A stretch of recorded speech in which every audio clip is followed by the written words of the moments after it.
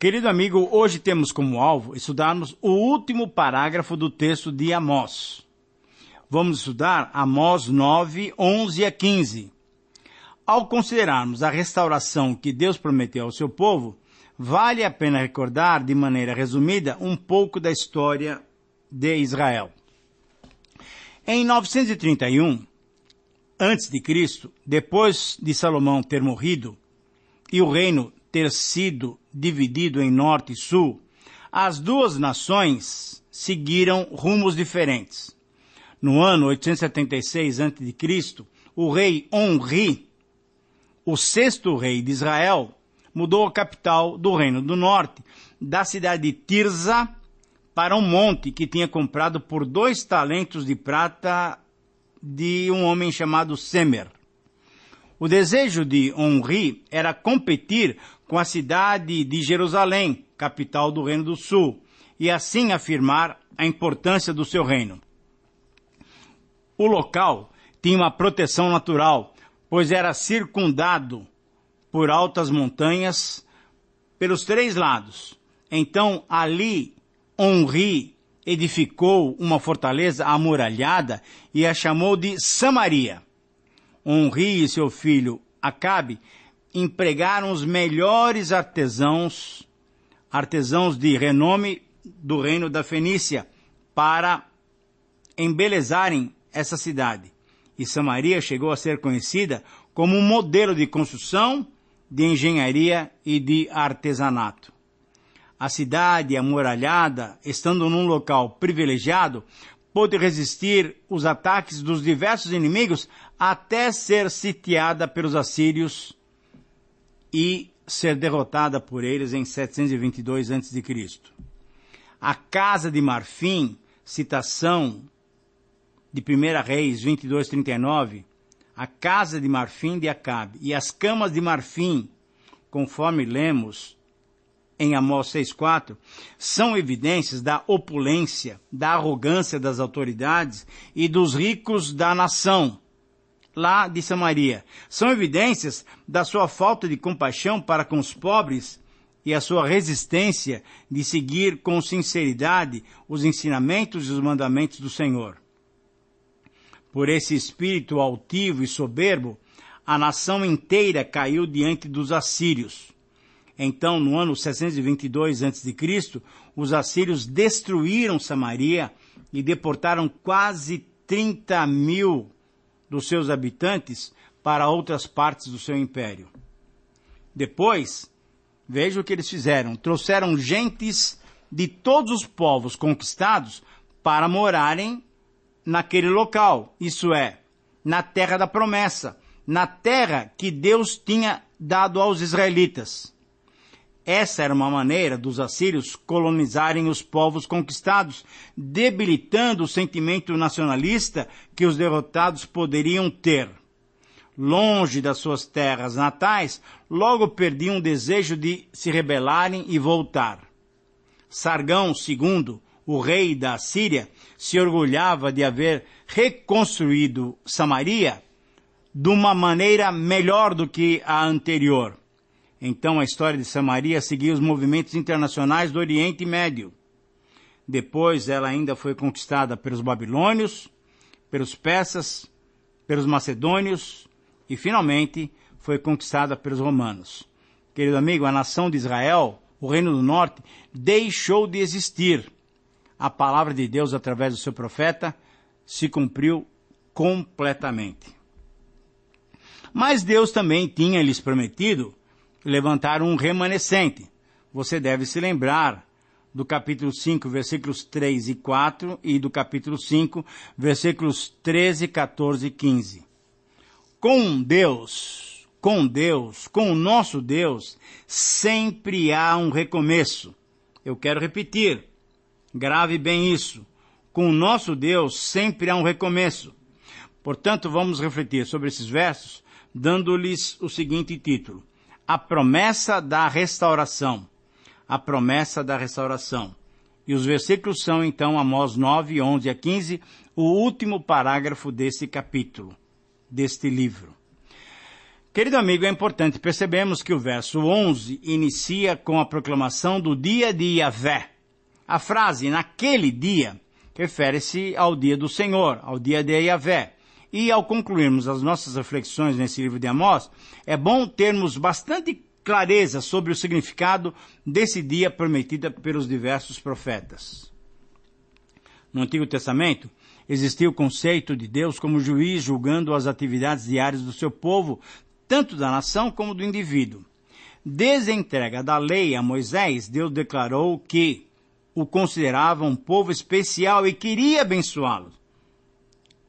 Confira isso lá em Deuteronômio, capítulo 6, versículos 1 e 2. A obediência, então, seria o maior sinal de que existia uma relação direta entre Israel e Yahvé. Como consequência, o conceito de bênção e castigo foi enfatizado no Pentateuco. Essas verdades foram proclamadas pelos profetas orais e vistas nos acontecimentos ao longo da história do povo, às vezes obedecendo e sendo abençoados, e em outras ocasiões desobedecendo e sendo castigado. Depois, os profetas escriturísticos vieram avisando que haveria um dia final do juízo, no qual Deus julgaria a nação e o indivíduo. Esse dia ficou sendo conhecido como o dia escatológico, o dia de Yahvé, o dia do Senhor. Esse dia seria tanto um dia de bênçãos como um dia de castigos. Em muitos livros proféticos se percebe uma falsa esperança do povo de que, para eles, israelitas, aquele seria um dia de bênçãos e não de castigos. Infelizmente, estavam errados. Pensavam que, por terem sido escolhidos, estariam a salvo. Pelo contrário, a mensagem dos profetas era clara. Não se podia crer que o dia de Yahvé traria bênçãos para o povo de Deus somente porque era o seu povo escolhido. Deus os castigaria por não tê-lo seguido e por não tê-lo obedecido. O dia do Senhor era um dia de prestar contas a Deus de como tinham vivido. O juízo se baseava na obediência ou na desobediência a Deus. Por isso, o povo de Israel seria castigado, seria disciplinado, seria confrontado com seu pecado. Deus é um Deus de amor, mas é um Deus justo que pune o pecado. Mas esse Deus, o nosso Deus, é um Deus fiel às suas promessas. E a promessa do remanescente sempre esteve presente diante dele. Portanto, aqueles que, dentre o povo, andaram corretamente e andaram pela fé, conforme Abacuque 2,4, poderiam esperar a salvação do Senhor, poderiam esperar a restauração do Senhor. Esse maravilhoso livro de Amós, então, termina com essa promessa de restauração. Esse breve parágrafo final descreve um novo dia, um dia de paz, de poder, de esplendor. Ao considerarmos essas palavras finais, 3 detalhes dessa promessa de restauração, saltam aos nossos olhos. Confira comigo, então, esses 3 detalhes importantes. Primeiro, o novo reino, o reino do Messias, alcançará todas as nações. Temos aqui uma visão do reino universal de Cristo. Essa visão do Antigo Testamento teve o seu cumprimento no Novo Testamento e na história da igreja cristã através dos séculos. Segundo, o novo reino será agraciado com ricas bênçãos do Senhor. Sob a figura de grande fertilidade e de fertilidade até sobrenatural, são ilustradas as bênçãos espirituais da graça divina sobre todas as nações. E um terceiro detalhe, o novo reino durará eternamente. Por quê? Porque a promessa de Deus é uma promessa eterna. A igreja de Cristo é uma igreja eterna. Diante disso, então, podemos afirmar, em resumo, que esse texto nos mostra que é impossível Deus deixar de abençoar o seu povo com a sua promessa de restauração. Eu repito, esse é o princípio que o texto nos concede. Nós podemos extrair do texto, resumindo-o, essa verdade, esse princípio. É impossível Deus deixar de abençoar o seu povo com a sua promessa de restauração. E nesse texto nós vamos encontrar 3 aspectos da restauração que Deus concede ao seu povo. O primeiro aspecto da restauração refere-se ao reino davídico, versículo 11. Naquele dia, levantarei o tabernáculo caído de Davi, repararei as suas brechas e, levantando-o das suas ruínas, restaurá-lo-ei, como fora nos dias da antiguidade. Querido amigo, para aqueles dias de abundância de gêneros alimentícios, a fartura de bens era a grande bênção. A prosperidade era física e material. Mas a pergunta que surge é: qual é a prosperidade que Deus nos promete hoje? Qual é a prosperidade que devemos buscar? Certamente, a prosperidade que Deus nos concede hoje é a prosperidade espiritual, isto é a sua graça sobre as nossas vidas, é a certeza de que somos seus filhos.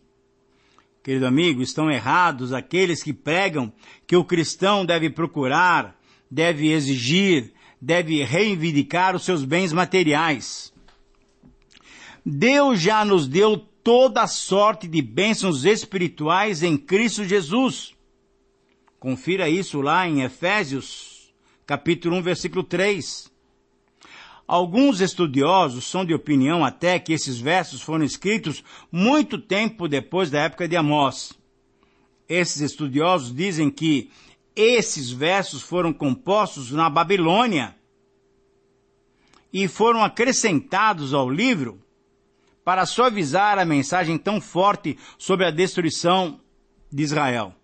No entanto, esses estudiosos não percebem que esses versículos contêm promessas que um profeta agricultor como Amós poderia muito bem ter entendido e proclamado. Apesar de uma catástrofe tão grande como a que se abateu sobre Israel, Amós sabia que Deus tinha trazido o seu povo do Egito para a terra de Canaã. Amós sabia também da promessa de Deus feita a Davi. Deus tinha prometido conservar a dinastia de Davi para todo sempre. Para Amós, o seu Deus era um Deus que sempre cumpria suas promessas. Talvez Isaías não tivesse sido o primeiro que teve a compreensão sobre os pensamentos de Deus. Quando Isaías afirmou que os pensamentos de Deus são mais altos que os nossos pensamentos e que os seus caminhos são mais elevados que os caminhos do ser humano, conforme Isaías 55, 8 e 9, talvez Isaías estivesse apenas repetindo aquilo que Amós já sabia, de que Deus é um Deus fiel, de que Ele tem bons pensamentos a nosso respeito. Mas além de ser fiel, Deus é soberano, e mesmo que fosse castigar o seu povo por rejeitá-lo, por desprezá-lo, Deus prometia: levantarei o tabernáculo caído de Davi, conforme lemos no versículo 11. Essa expressão pode ser compreendida como a cidade de Davi, ou o templo de Davi, porém, o mais provável é que se referisse à dinastia de Davi, apontando para uma estrutura até frágil. Com isso, se advertia os futuros reis que a prosperidade de Judá dependia da sua fidelidade a Deus. No Salmo 89, 38 a 51, e em Jeremias 30, versículo 9, se utilizam expressões semelhantes. De qualquer maneira, um profeta inteligente e visionário como Amós percebia que mais cedo ou mais tarde, a cidade de Jerusalém, o reino de Judá, também cairia diante de um inimigo estrangeiro por causa dos seus pecados de imoralidade e de idolatria. Entretanto, em meio ao juízo e à condenação, Deus não se esquecera do seu povo e lhe deu esperança para o futuro. As bênçãos viriam por meio da natureza, numa fertilidade e produtividade jamais conhecidas. Deus traria o povo do cativeiro, e eles edificariam as suas casas e plantariam suas vinhas e suas hortas. Essas promessas, então, produziriam uma viva esperança no povo, pelo menos naqueles que eram fiéis a Deus. Por isso, podemos verificar agora o segundo aspecto da restauração.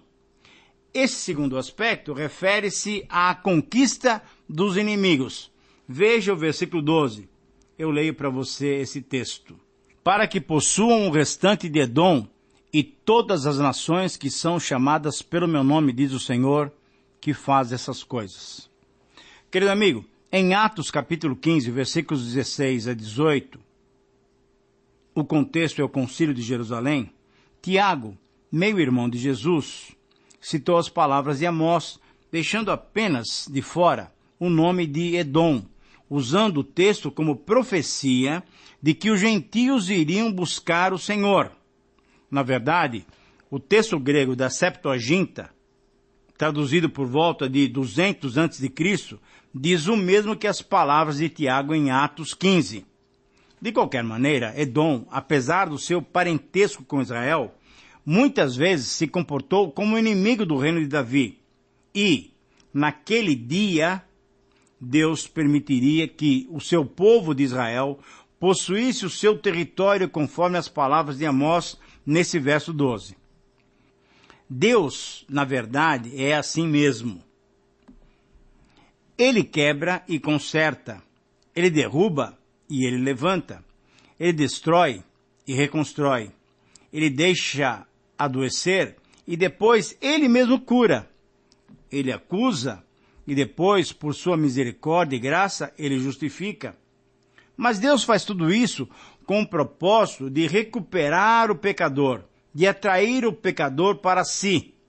Depois de deixar bem claro que ninguém fugiria e que ninguém poderia fugir dele, conforme vimos nos primeiros 4 versículos desse capítulo, Deus deixa de falar de castigo, de destruição, e começa a falar de bênçãos, de reconstrução, de restauração. Deus prometeu trazer Israel de volta para a sua terra, a terra da promessa, para que nunca mais fosse de lá desarraigado. Qualquer nação que tivesse se aproveitado do infortúnio de Israel haveria de sofrer, teria que devolver o território tomado de Israel. Mas além dessas questões materiais e físicas, na verdade o profeta estava se referindo ao reinado espiritual do Messias sobre todos os que voluntariamente se tornassem seus súditos, fossem indivíduos ou nações. Por isso então chegamos ao terceiro e último aspecto. A restauração refere-se agora à abundância de bênçãos. Veja os versículos 13, 14 e 15. Eis que vem dias, diz o Senhor, em que o que lavra segue logo ao que ceifa, e o que pisa as uvas ao que lança semente. Os montes destilarão mosto, e todos os outeiros se derreterão. Mudarei a sorte do meu povo de Israel, reedificarão as cidades assoladas, e nelas habitarão. Plantarão vinhas e beberão seu vinho. Farão pomares e lhes comerão o fruto.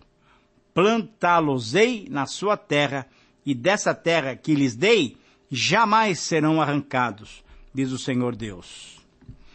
Os escritores bíblicos falam da glória da época messiânica com uma linguagem poética, usando termos concretos para mostrar o rico sentido dos conceitos espirituais. O verso 13, então, começa com essa frase: eis que vem dias, e esse dia pode chegar a qualquer momento. Poderia vir logo ou poderia demorar ainda muitos anos. A futura prosperidade de Israel se expressou através de uma figura muito bonita. Na época da semeadura ainda haveria colheita. E na época da colheita ainda seria o tempo próprio para a semeadura. Isso quer dizer que seria um tempo de grande prosperidade, como a promessa feita anteriormente. Não haveria somente abundância de alimento, mas também de bênçãos espirituais. E é interessante perceber no versículo 14 exatamente o oposto do versículo 11 do capítulo 5. Nunca mais trabalhariam para que outros comessem o fruto do seu trabalho. E com as palavras do versículo 15, Certamente Amós, como homem do campo, teve grande alegria em poder anunciar que nunca mais o povo seria arrancado forçosamente da sua terra. Querido amigo, necessitamos proclamar e ensinar essas palavras de Amós. Embora o pecado reine nas corporações multinacionais, nos governos, nas indústrias, nas organizações não governamentais, embora o pecado reine e domine o coração das pessoas, todas, sem distinção, devem saber que, pelo pecado, serão condenadas. Por isso, nós precisamos anunciar em Jesus Cristo a única solução para deter a injustiça. Somente Deus, com sua graça e seu perdão. Somente aqueles que confiarem nesse Deus, gracioso e perdoador, serão abençoados e serão felizes. Que Deus o abençoe. Um grande abraço. E até o próximo programa com o estudo da segunda carta de Pedro.